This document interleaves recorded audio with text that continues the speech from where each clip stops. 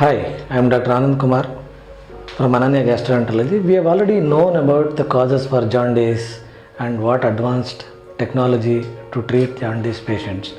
But basically, I would like to enlighten on few things. What happens if you do neglect jaundice, or if you get treated by uncanny treatments, or which are not described in anywhere in the science, the treatments which are never described? What happens to your health? The first thing is, let us take for viral hepatitis. As I said, hepatitis A, usually your job is to go to a specialist, get it diagnosed, what kind of jaundice it is. If it is viral hepatitis, you have to follow the instructions given by the doctor, because majority of the times the unnecessary drugs used on already compromised liver is going to damage the liver further. So the dictum is, as much as possible, minimum medications and more of home therapy, or what we call it as good amount of lifestyle changes, avoiding fatty food and eating good kind of food and plenty of liquids will cure the problem. But if you don't do that and take some kind of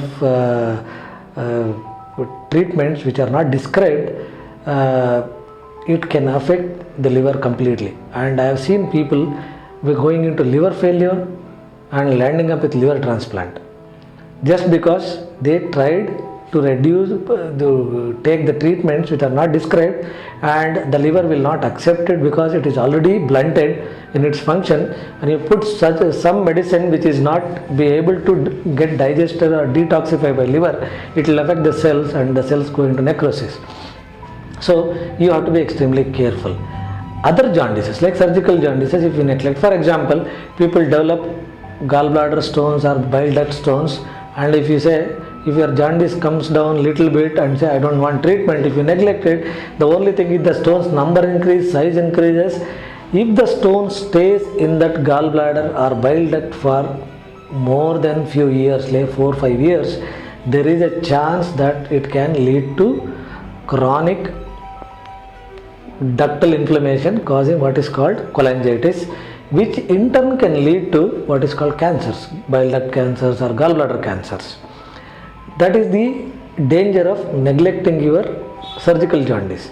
In case, say for example, you have a jaundice related to a ductal cancer, early detected, people are always scared of surgery or scared of anesthesia. They say they will keep postponing.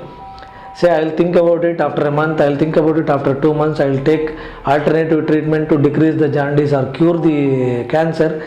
It is unlikely that any other treatment is going to cure the cancer which is in early stage. It is always better to take that chunk out and have a good surgical results, and you can expect cure because of that. If you neglect, if it goes into stage by stage increases, you will definitely land up in what is called incurable disease. This is the problem of neglecting about jaundice.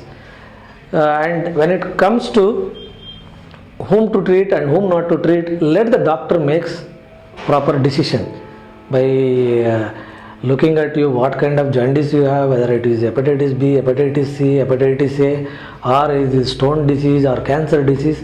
There is a set protocol to manage all these diseases, and you just have to follow and strictly follow up with the doctor whom you have visited very regularly and see that the progress of the disease is detected, very well followed, and we can change the treatment as and when required.